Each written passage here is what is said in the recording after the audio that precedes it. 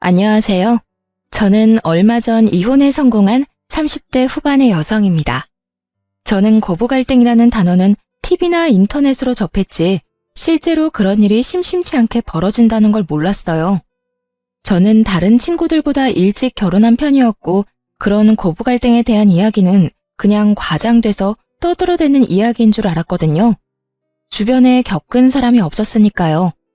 그리고 요즘 같은 시기에 누가 그런 마인드를 갖고 있냐며 다들 괜찮을 거라 말해줬거든요. 제가 결혼하게 된 남편은 작은 가게를 운영하는 자영업자였어요. 저보다 나이가 4살 많았죠. 그리고 저는 평범한 회사원이었어요. 결혼은 무난했지만 결혼 후가 문제였어요. 결혼 전에는 방긋방긋 잘 웃기만 하던 시모가 결혼 후에는 단 한 번을 웃어주지 않았거든요. 신혼여행을 다녀온 후부터 고부 갈등은 시작되고 있었습니다. 시모는 사람을 괴롭히는데 일가견이 있는 사람이었어요. 그건 저와 비슷한 처지에 놓인 동서도 공감할 정도였죠. 특히 제삿날에는 본인 기준의 완벽을 요하는 사람이었어요. 그런 주제에 손 하나 깜빡 안 하고 턱끝, 입으로만 사람을 부리는 스타일이었죠.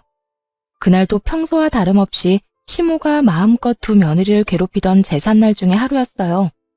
예, 막걸리가 떨어졌구나. 가서 막걸리 좀 사와라. 미리 올 때 사오지 그랬어. 혹 제사 지내기 직전에 이렇게 없어서 발 동동 굴러야겠니? 네가 야무졌으면 고생할 일도 없는데 머리가 모자라면 손발이 고생한다는 말이 괜히 나온 말이 아니야. 제가 일부러 막걸리를 안 사온 것도 아니었어요. 남편이 나중에 사도 된다며 중간에 마트에 들리는 걸 거절한 탓이 더 크죠. 그 말을 하려다 남편을 슬쩍 보니 모르는 척하길래 저도 입 꾹 닫았어요. 그런 말하면 고자질한다며 잔소리 시간이 2배로 늘 테니 그 상황은 피하고 싶었거든요. 저는 시모 말에 아무 대답도 없이 지갑과 폰만 챙겨가지고 밖으로 나갔어요. 그러자 뒤에서 한마디 하더군요. 아유, 뭐 저런 게 다 있어? 심부름을 시켰으면 나갈 때 네 하고 대답이나 하고 가던지. 대답 없이 물건만 쏙 챙겨가지고 기분 나쁘다는 표정 가득 짓는 거 보니 안 되겠다 안 되겠어. 어디 며느리가 돼서 집안 제사에 저런 표정을 짓는 거야? 나 젊었을 때면 회초리를 맞아도 모자랐을 거야. 안 들리는 척하면 속 편할 거라는 생각으로 밖으로 나갔어요. 마트로 가는 내내 막걸리 하나 때문에 이렇게 욕먹을 일인가 생각이 들었죠. 그 자리에서 한바탕 뒤집어도 됐었지만 제사만 지내면 집에 가잖아요. 집에 가서 쉬고 싶다 그 생각밖에 없었거든요. 그래서 참았던 거예요. 그렇게 마트에 들어갔는데 세상에 그날따라 제삿날 사야 하는 막걸리가 뚝 떨어졌더군요. 딱 그 브랜드만 썼거든요. 왜 그 브랜드만 쓰는지는 몰랐지만 앞뒤 설명도 없이 그것만 사오라고 했기에 그 브랜드만 샀는데 그게 없으니 어쩔 수 없이 그 옆에 있던 다른 브랜드를 사야 했어요. 혹시 몰라 또 다른 브랜드 한 명을 더 사서 시댁으로 갔죠. 시모는 막걸리 봉지를 휙 가져가 신경질적으로 열어보더니 새된 비명을 내지르더군요. 야, 너 이게 뭐 하는 짓이야? 넌 그렇게 제사를 자주 지냈는데 너희 시아버지 마시는 막걸리 이름도 몰라? 지금 몇 년째 네가 맏며느리로 일하는데 어떻게 다른 막걸리를 가져올 수가 있어? 너 지금 우리 집 무시하니? 어머님, 갔더니 그 브랜드 막걸리만 다 떨어져서 안 팔더라고요. 시간이 좀 늦어서 다른 곳 돌아볼 여유도 없었고요. 그래서 다른 브랜드 사왔는데 오늘만 그걸로 사용하면 안 될까요?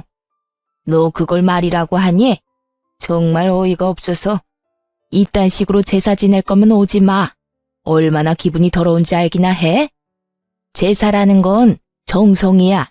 그런데 이딴 정신머리로 제사상 차리는 거 부끄럽지 않니? 으이, 내가 죽어서도 이럴 거 눈에 뻔히 보이니 내 속이 다 탄다. 솔직히 말해봐. 우리한테 이럴 거면 우리 아들이랑 결혼은 왜 했어? 막걸리 한 병에 이런 수많은 이야기를 들을 줄은 상상도 못했어요.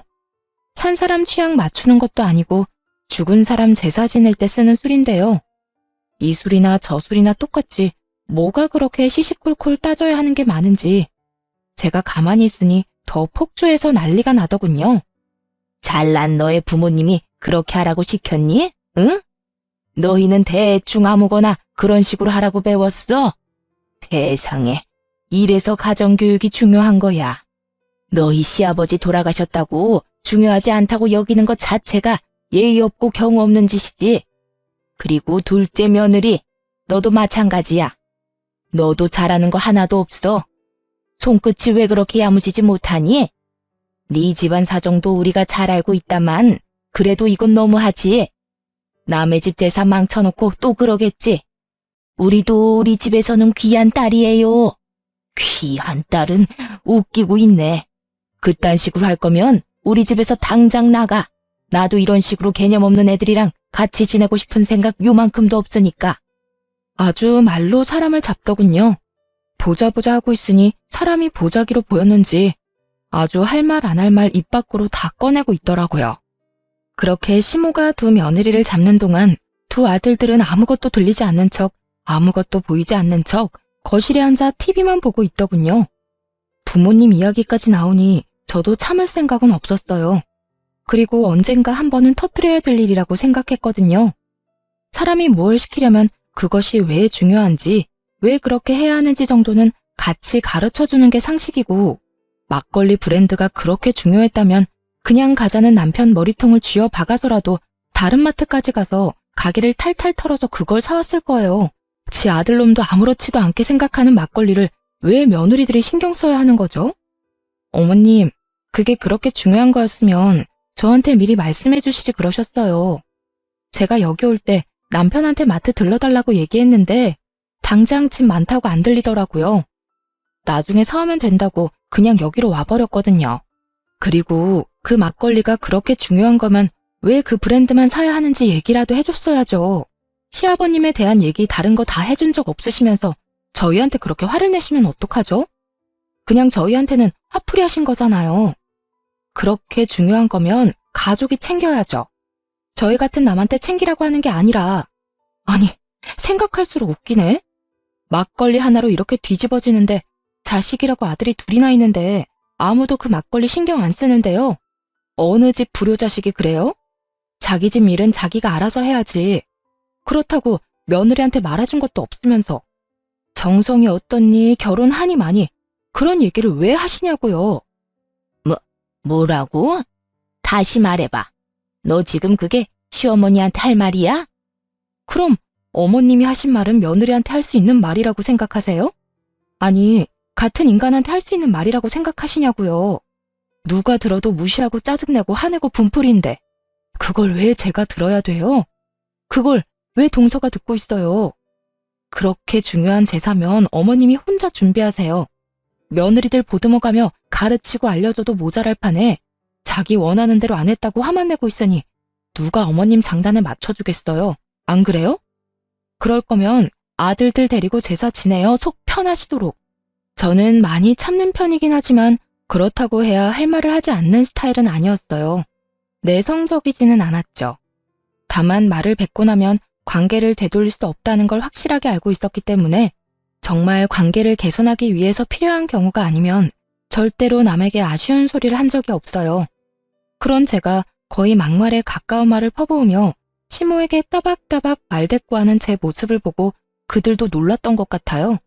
그제야 슬금슬금 남편이 저한테 와서 그러더군요. 여보, 왜 그래? 왜 그렇게 화가 났어?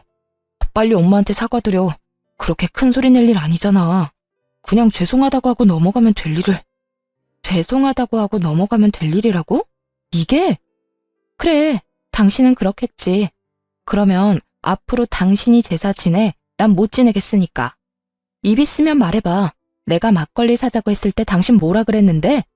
그래놓고 어머님한테 내가 한 소리 들을 때 옆에 짜져가지고 한마디도 못했지? 그건 뭐야? 나더러 어머니 감정 쓰레기통 해주란 말이잖아. 내가 왜 그런 짓을 해? 그리고 당신도 그러는 거 아니야. 사람 앞에 두고 아닌 건 아니라고 얘기해줘야 되는 거지. 어머님이 나 혼낸다고 그 모든 게 당연한 것이라고 생각하고 그런 식으로 행동하는 거 나 기분 더럽거든? 당분간 제삿날에 나 찾지 마. 들으셨죠, 어머님? 제삿날에 저는 안 올 테니까 찾지 마세요.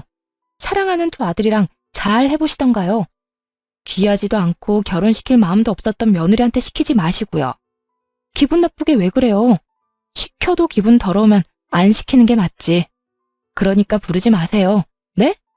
저는 그렇게 말하고 택시 타고 집에 와버렸어요. 화가 머리끝까지 났죠. 게다가 부모 걸고 넘어지는 건 상식적으로 이해가 안 가잖아요. 그렇게 시모와 싸운 뒤 다음 제삿날이 다가오더군요. 그래서 몰래 동서에게 연락했어요.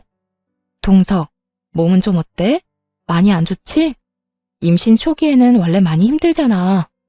아, 형님, 그렇지 않아도 저번에 유산 한 번 하고 난 뒤라 걱정이 많아요. 게다가 요새 피비침도 심해서 누워있으면 괜찮은데 움직이기만 하면 몸이 안 좋으니 걱정이네요. 이번 제사는 어떻게 해야 할지. 형님은 진짜 안 오실 거예요? 나 안 가. 그쪽도 며느리 소중한 건 알아야 하지 않겠어?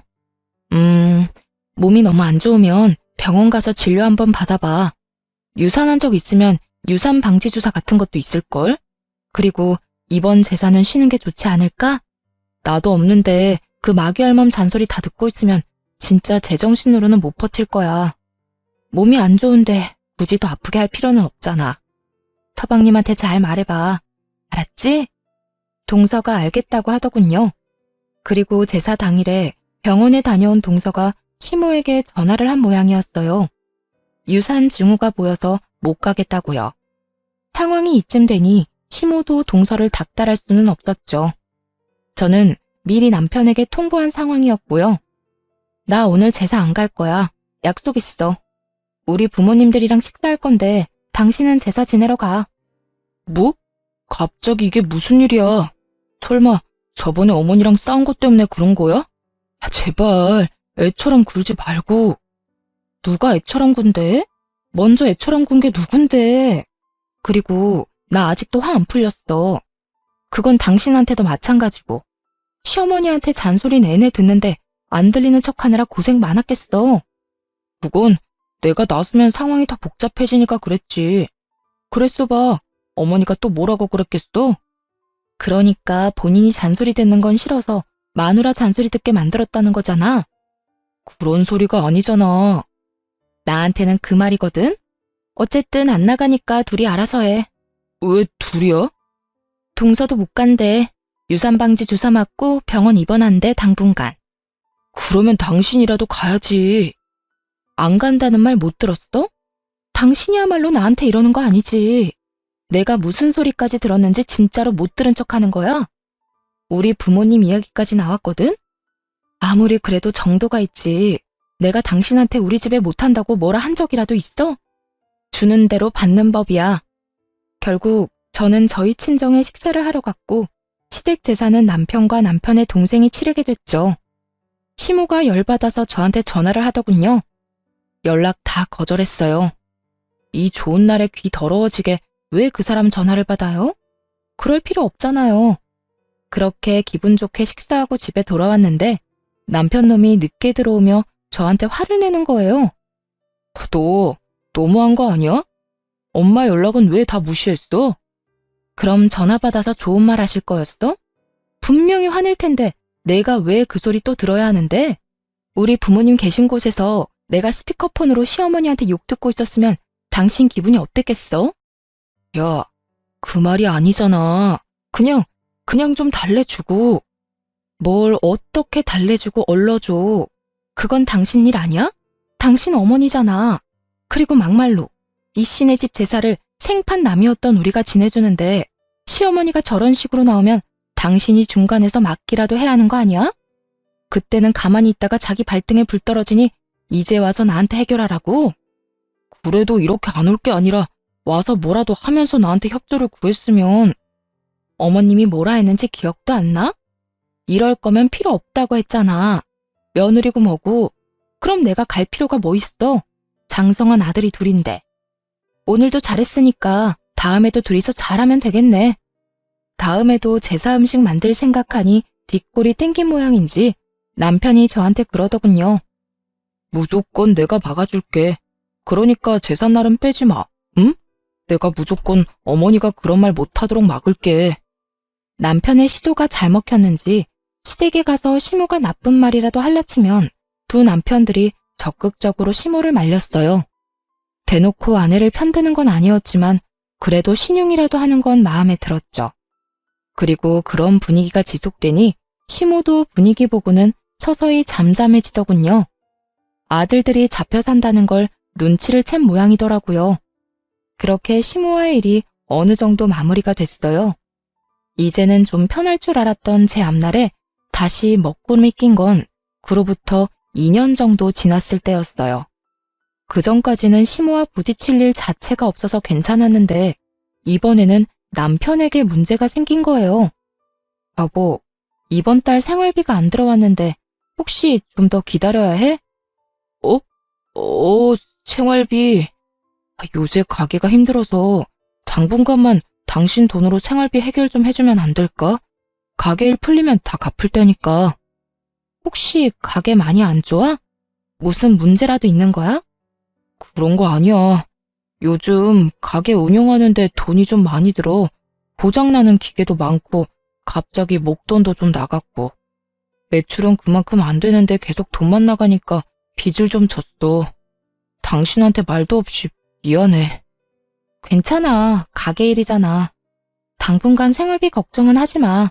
내가 내 월급으로 알아서 해결할 테니까. 너무 걱정하지 말고 가게나 잘 돌봐. 빨리 정상으로 돌아와야 안정되지. 그렇게 말하고 저는 남편을 위로해줬어요. 걱정이 돼서 그날 저녁부터 식사에 신경을 많이 썼어요.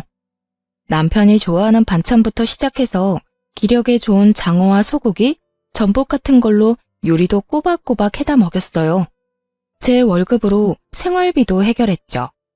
그런데 그런 제게 청천벽력 같은 상황이 벌어졌어요. 그날은 남편이 저 대신 시댁에 간 날이었어요. 제가 시모와 마주하고 싶지 않다고 했더니 남편이 저 대신 시모가 부르면 가는 날이 많았거든요. 시모가 저한테서 아들을 뺏고 싶어서 자주 부른다는 것 정도는 예상했지만 이 시기에는 생각보다 자주 불려갔어요. 그런데 남편이 시댁에 가 있는 동안 남편 노트북으로 확인할 것이 있어 들어갔다가 말도 안 되는 메시저 내용을 확인하게 된 거예요. 남편이 누군가에게 문의를 한 내용이었는데 그게 충전과 관련한 내용이더라고요. 그런데 게임이니 카지노니 이런 말이 들어가 있는 걸 보니 아무리 문외한인 제가 보더라도 이게 사이버 도박이라는 건 모를 수가 없겠더라고요. 그걸 보는데 손이 덜덜 떨리는 것이 그때 생각하면 아직도 머리가 새하얘져요. 사실 저희 삼촌 중에 한 명이 도박하셨던 분이 있었거든요. 할머니 댁을 완전히 풍비박산을 낸 그분은 나머지 가족들에게도 들러붙어서 도박 자금을 마련하려고 했죠. 그때 부모님도 그 삼촌 때문에 고생을 많이 해서 도박이라면 치를 떠시거든요. 그런데 사위가 도박을 한다는 이야기를 들으면 어떻게 나올지 상상도 안 되더군요. 저는 남편에게 당장 전화해서 따져 물을 생각이었어요. 그런데 제 폰이 먼저 울리더군요. 상대방은 시모였어요. 네, 어머님. 넌 도대체 어떻게 되내니? 네 남편이 이렇게 아픈데도 아무것도 모를 수가 있어. 갑자기 그게 무슨 말씀이세요? 오늘 첫째랑 식사하러 왔다가 속이 안 좋다고 해서 병원에 들렀더니 간에 문제가 있다고 하잖아. 간경화란다. 너 아침밥도 안 먹이지? 밥도 제때 안 해주는 거지? 이것 봐. 내가 언젠간 너 이럴 줄 알았어. 도대체 어떻게 생활하길래 우리 귀한 아들이 아파? 밥도 안 주니? 일만 시켜? 돈 버는 기계로 보고 그러는 거냐고. 결혼을 잘못 시킨 거야. 너랑 결혼한 뒤로 애 몸이 이렇게 아프잖아. 그 말을 듣는데 순식간에 화가 나더군요. 그 귀한 자식이 사이버 도박을 하는 줄도 모르고 아프다는 이유만으로 며느리한테 모든 게 네 탓이라고 말하는 시모를 보니 어이도 없고 짜증도 났어요. 저랑 결혼한 지 이제 4년이에요. 4년 데리고 살았다고 몸이 망가져요? 그러면 애 저녁에 어머님이 건강하게 나아졌으면 될 일이잖아요. 왜 저한테 따지세요? 그리고 어머니 아들한테 물어보세요. 제가 아침 저녁으로 뭘 먹이는지. 생활비도 안 주는 놈한테 저녁마다 소고기, 장어, 전복, 몸에 좋다는 건 다 해다 바치는데 뭐요? 결혼을 잘못 시켜서 그렇다고요? 어디 가서 돈도 안 벌어다 주는 남편한테 그렇게 해주는 여자 있는지 물어나 보세요. 내가 어이가 없어서 왜 엄한 사람한테 화풀이해요? 매번 그런 식으로 사람한테 화풀이 좀 그만하세요. 듣고 있으면 기분 더러우니까.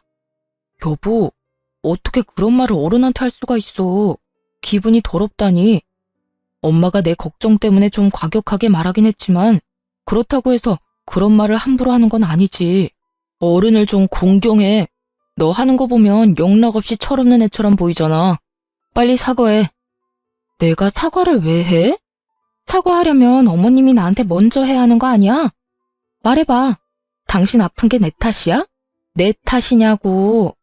내가 식사 굶긴 적이 하루라도 있어? 내가 당신 건강 하루라도 안 챙긴 적이 있냐고. 내 몸 챙길 때마다 당신 몸도 꼬박꼬박 챙겼어. 돈 없다고 나한테 생활비 다 대라고 했을 때도 군말 없이 다 해주겠다고 했고. 그런데 뭐? 결혼을 잘못 시켰다고? 내가 병을 키웠다는 말인데 그게 맞는 말이냐고. 그래, 네가 내 건강 안 챙긴 적 없고 내 말 다 들어준 것도 맞아. 그치만 내가 말하는 건 다른 거잖아.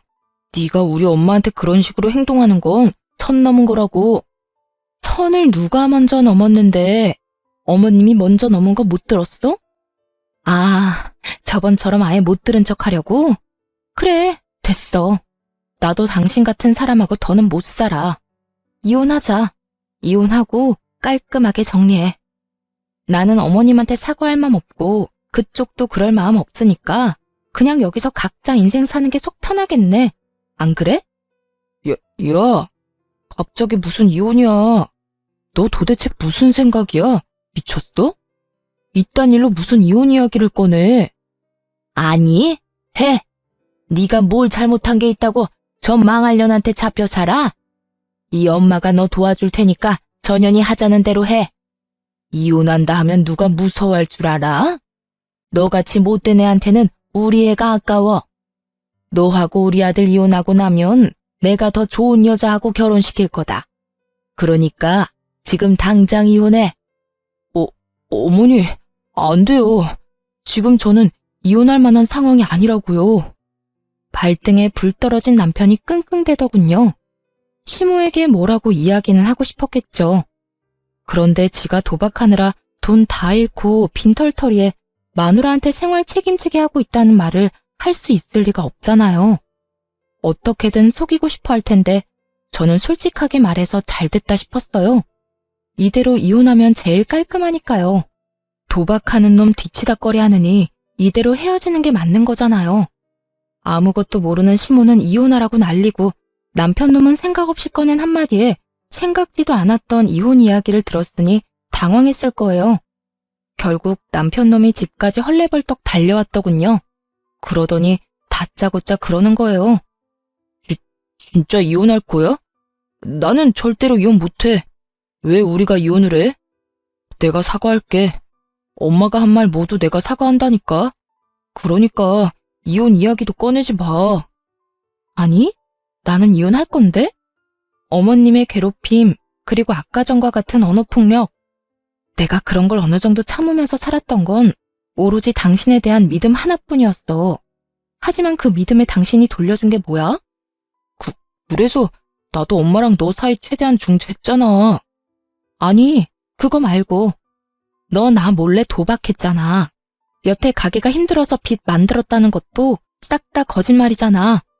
너 도박한 거 이미 다 알고 있어. 제가 도박 이야기를 꺼내자마자 남편 놈이 아무 말 못하더군요. 언제까지 속일 생각이었어?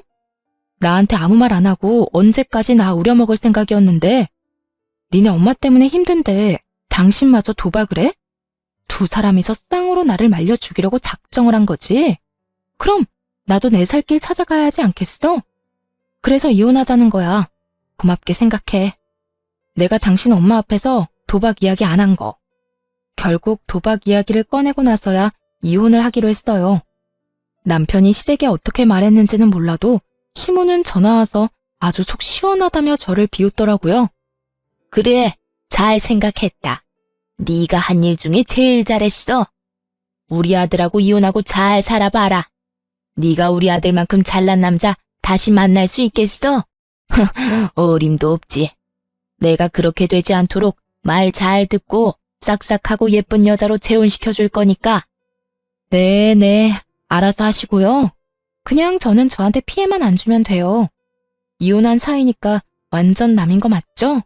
저한테 나중에 딴소리 하시면 안 돼요. 제 말이 허풍이라고 생각했는지 시모가 그러더군요. 피해? 네가 우리 아들한테 준 피해는 생각도 안 하지?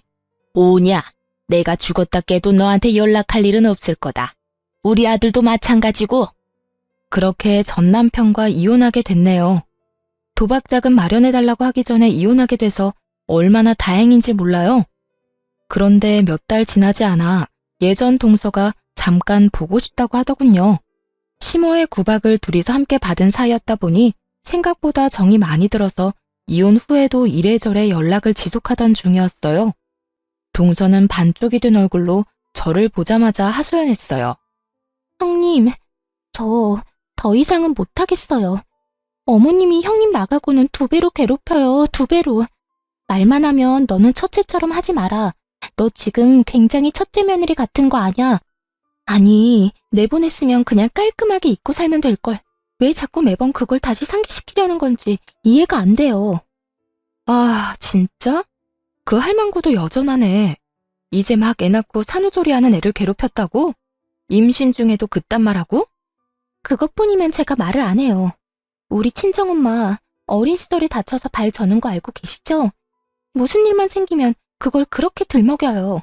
이번에도 제가 애 낳고 몸 상태가 안 좋아서 좀 쉬엄쉬엄 하려고 하는데 딱 뒤에서 그러더라고요. 너도 네 애미처럼 절름발이냐고. 뭘 그렇게 느적느적거리냐고요. 저는 너무 놀라서 동서에게 되물었어요. 그런 말을 했다고? 할망구 드디어 미쳤네. 아니, 어떻게 말을 해도 그렇게 사람 신경 건드리는 말만 골라서 해? 부모 건드리는 건 예의가 아니지. 그렇다고 자기가 자식들을 그렇게 잘 키운 것도 아니고. 봐봐, 전 남편이나 도련님도 힘든 일을 도와주기를 해. 이런 일이 있을 때 막아주기를 해.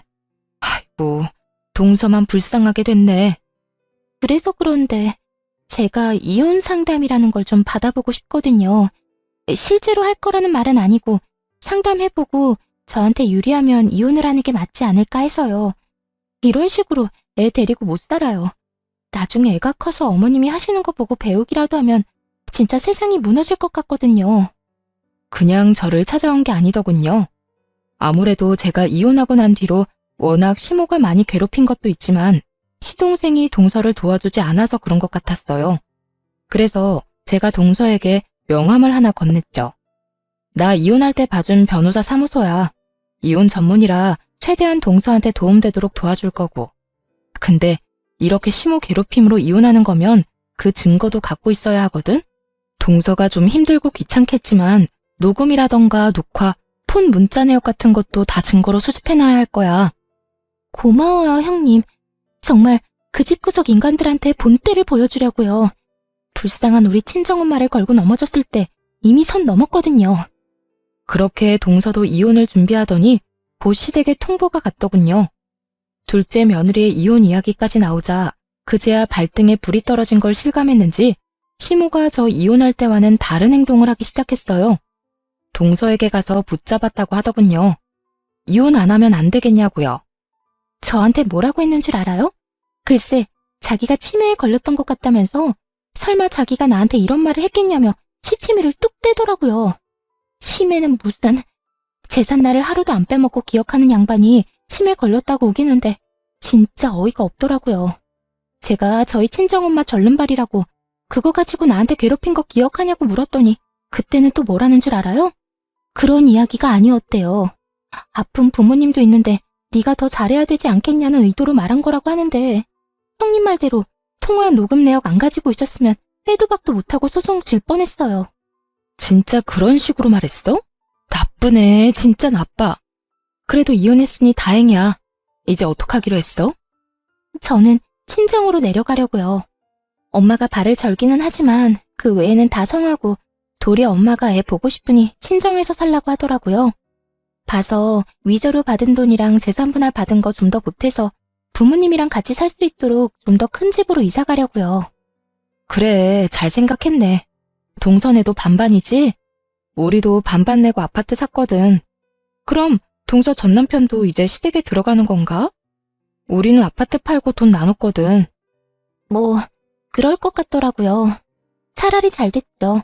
그렇게 아들 노래를 부르더니 그렇게 좋아하는 아들 둘이랑 다시 셋이서 알콩달콩 잘 살게 됐으니까요. 그분 원하시는 대로 된 거네요. 저와 이혼한 전 남편도 재산 분할 후에는 빚만 남아있는 상태라 결국 시댁으로 들어갔거든요. 그리고 이번에 또 시동생이 추가된다니 얼마나 웃긴 상황인지 말 안 해도 알 수 있었죠. 이제부터 시모는 두 아들을 건사해야 하는 상황이 온 거예요. 며느리가 없으니 식모처럼 두 아들 밥을 챙겨야 했고 매일 청소까지 해야 했죠. 그 소식을 듣는데 어찌나 고소하던지 매번 며느리 하는 거 없다며 말로만 난리치던 시모가 이제는 그 며느리들이 하던 거 고스란히 하고 있었으니 그것도 하루 이틀이죠. 70이 다 돼가는 노인이 안 힘들 수가 없잖아요. 결국 자기 생각이 틀렸다는 걸 몸이 힘들고 나서야 인정한 시모가 동서에게 연락한 모양이었어요. 동서한테 얼토당토 않은 말을 했다더군요. 용서해 줄 테니 돌아오라고요. 자기가 뭘 용서를 해준다는 말인지. 사람 괴롭혀놓고 도리어 자기가 용서해준다는 말을 하는 시모를 보며 아직도 제정신 못 차렸네 싶었어요. 그런데 동서가 저한테 시모가 연락 왔었다는 말을 한 뒤에 얼마 지나지 않아 시모가 저에게도 연락을 했더라고요. 저는 아예 연락을 받지 않았어요. 마지막에 저한테 연락하지 말라고 했을 때 죽었다 깨어나도 연락할 일 없다며 큰 소리 뻥뻥 친 게 시모였잖아요. 그래서 저는 시모 연락 자체를 받지 않았죠. 그리고 문자 남겼어요. 전화하지 마시라고 할 말 없다고 말이죠. 아주 칼같이 끊어냈더니 더 이상은 아무런 연락이 없었어요. 결국 체념했는지 다 큰 두 아들 뒤치다거리나 하며 살고 있다고 들었어요. 그래도 도박쟁이 첫째 아들이 제정신은 차렸나 보다 싶었던 그때 드디어 폭탄이 시댁으로 날아갔더라고요. 저도 폭탄이 시댁에 떨어진 줄은 몰랐는데 다짜고짜 시모가 찾아오게 되면서 알게 됐어요. 야, 네가 우리 아들 돈 가로챘지? 우리 아들한테 돈 빌리라고 해놓고 빚 만들었잖아. 이 나쁜 년, 당장 안 나와? 현관문을 두드리며 문 앞에서 난리를 피우는 시모를 보며 아, 드디어 그 문제를 시모가 알았구나 싶었어요. 그런데 이번에도 또 제 탓을 하더군요. 이혼한 지 1년이 다 되어 가는데 말이죠. 저도 열받아서 문을 확 열었어요. 문 앞에 기대서 문을 두드리던 시모 몸이 뒤로 확 밀렸죠. 야! 죽일년, 네가 그랬지? 우리 아들한테 무슨 짓 했어? 이혼하기 전에 돈 다 빼먹고 애한테 빚만 남겨? 오냐? 이런 식으로 나오겠다 이거지? 왜 아무 상관없는 나한테 와서 이 난리예요? 연락 안 한다고 하지 않았어요? 무슨 일로 여기까지 와서 행패냐고요. 무슨 일? 네가 우리 아들 빚 만들어내놓고 이혼했잖아. 지금 집으로 독촉장이 몇 개가 날아오는 줄 알아? 우리 아들이 그런 짓을 할 리가 없지. 이게 다 네가 살림을 제대로 못해서 이런 거 아니냐. 그래서 아드님한테는 물어보셨어요? 딱 봐도 아들한테 말 안 하고 나한테 먼저 온 거네. 아들한테 물어보면 어떻게 돌아가는지 정확하게 알 수 있을 건데요. 하긴 그 인간이 진실을 말해줄 리도 없지. 그럼 잘 들으세요. 당신 귀한 아들 도박쟁이에요. 도박하느라 억대 빚을 지고 나한테 생활비며 집안에 드는 돈 다 맡긴 인간이에요. 이제 아시겠죠? 그 독촉장도 다 도박 빚지고 못 갚아서 날아온 거라고요. 도박? 우리 아들은 절대 아니야. 집에서 한 발짝도 밖으로 안 나가는데 무슨 도박이야? 네가 우리 아들한테 덮어 씌우려는가 본데? 요즘에 누가 도박을 밖에 나가서 해요. 사이버 도박이라고 인터넷으로 하는 거 있어요. 궁금하시면 주변 사람 도움받아서 알아보시던가요. 여하튼 저한테는 아무 문제 없어요. 저는 그 사람 빚지기 시작할 때 이미 이혼한 상태고 도박 빚에 대해서는 갚아줘야 할 의무도 없고요. 이제 그 사람 가족은 제가 아니라 그쪽이잖아요? 제 말에 시모 얼굴이 하얗게 질리더군요. 설마 하는 표정이었어요. 이렇게 친히 가르쳐주는데도 못 믿는 걸 보니 귀한 아들 사랑이 참 대단해 보였죠. 아니다. 아니야, 그럴 리가 없어. 네가 나를 속이는 거야. 우리 아들이 도박 같은 거 할 리가 없잖아. 네 탓이야. 이건 다 네 탓이라고. 그게 아니면 말이 안 되잖아. 성실하고 착한 우리 첫째가 왜 그런 짓을... 아, 네가 끌어들였지? 네가 우리 아들한테 도박하라고 시켰지? 미쳤어요? 우리 집은 도박이라고 하면 학을 뗄 정도로 싫어해요. 이번 이혼할 때 사실 그 사람 도박인 거 알고 있었거든요. 그거 알고 저희 친정에서 빨리 인연 끊으라고 할 정도로 싫어하세요. 뭘 알고 말해야지. 아니야. 그럴 리 없어.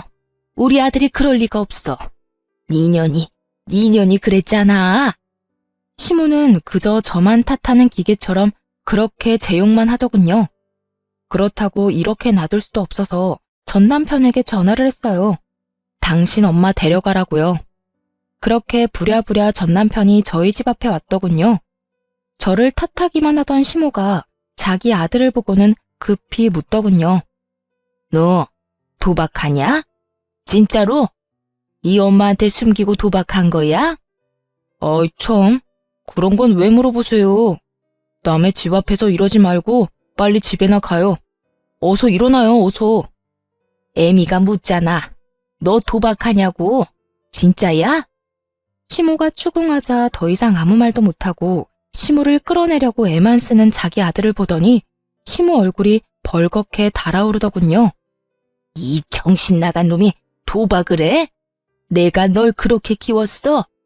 그게 얼마나 무서운 병인지 알고나 하는 거야?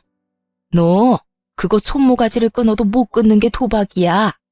그걸로 지금 빚을 억이 넘도록 지고 망할 것 같으니라고 네가 그러고도 엄마 집에 끼어들어와? 양심이라는 게 있는 놈이야? 시모가 눈 돌아가니 정말 무섭더군요. 아들을 향해 삿대질을 하며 욕을 하는데 보고 있던 저까지 놀랄 정도였다니까요.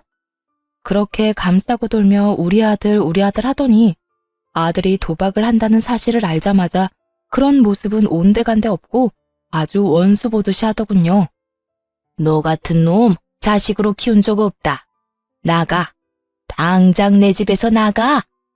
너 이혼하고 우리 집에 들어온 것도 그 도박빚 때문이지? 우리 집에 있으면서 패기치지 말고 오늘 당장 짐 싸서 나가라. 난 너랑 한 집에 있기 싫어. 그러니 좋은 말 할 때 나가.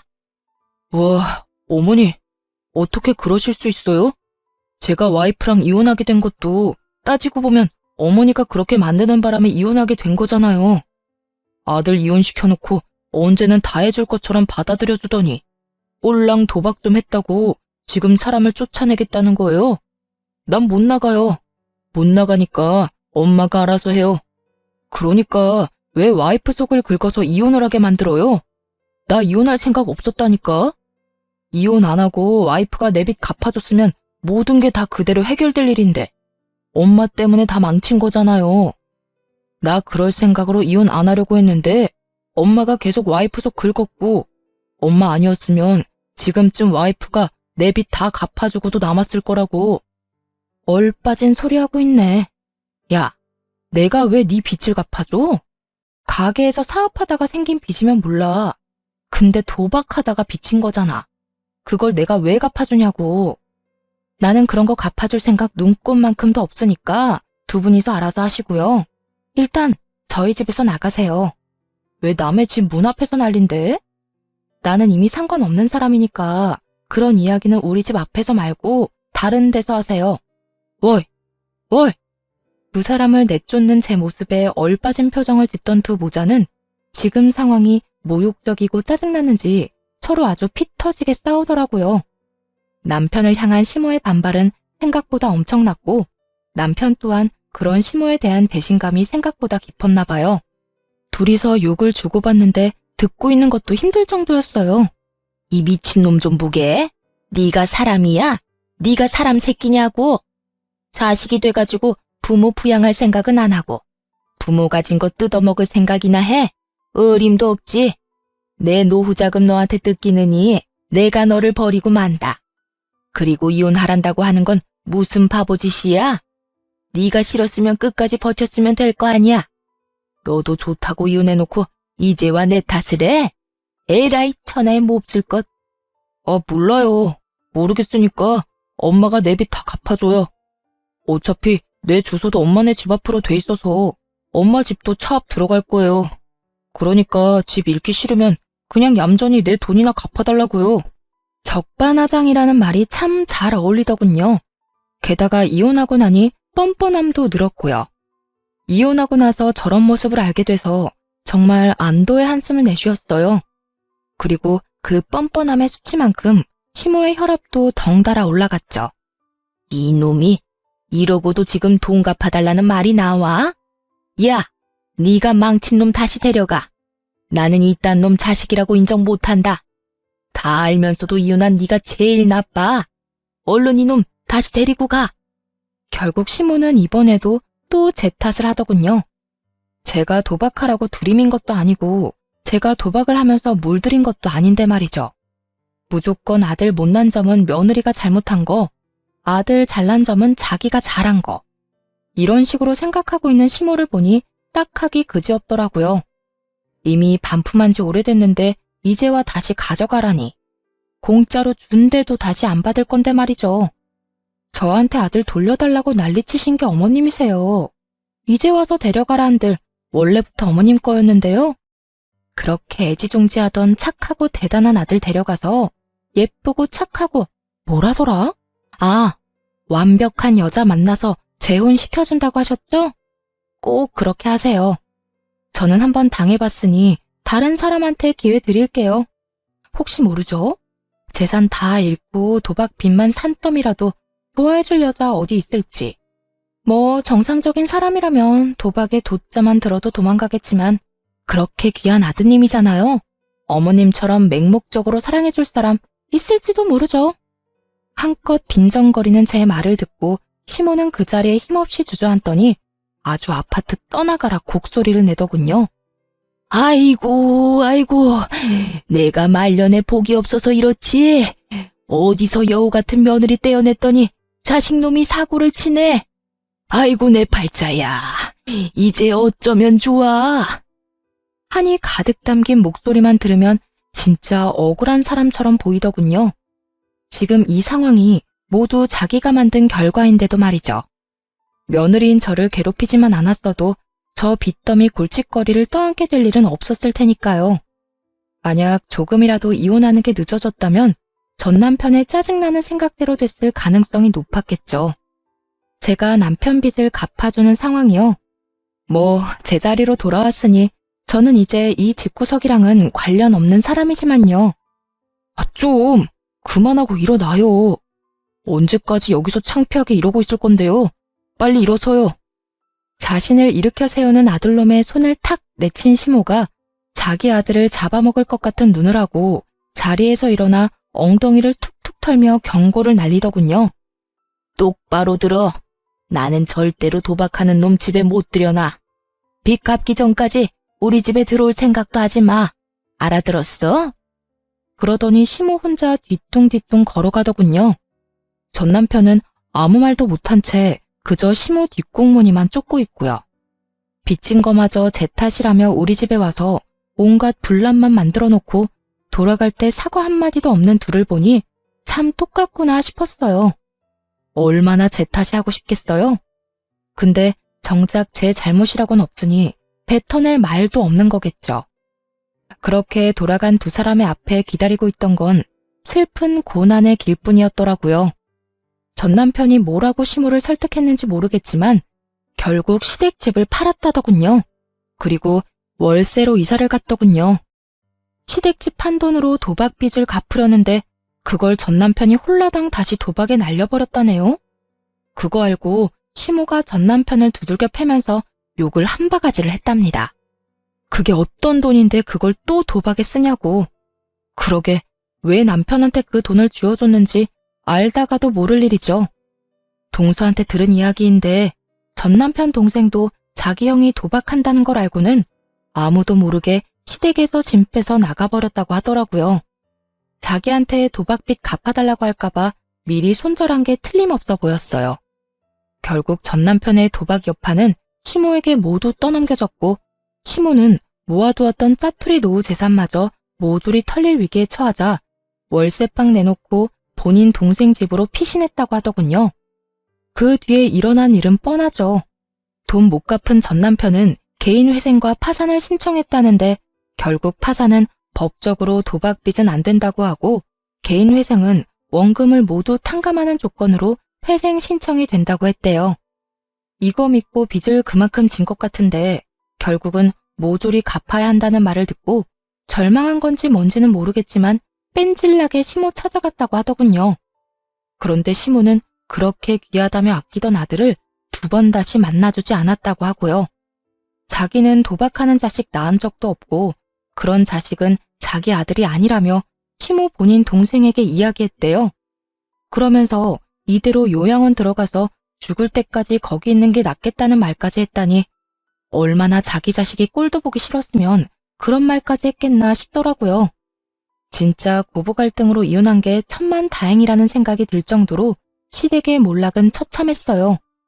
시모는 모르겠지만 시모의 괴롭힘 덕분에 전 남편과 빠르게 손절할 수 있었던 저는 솔직히 하늘이 도왔다고 생각하거든요.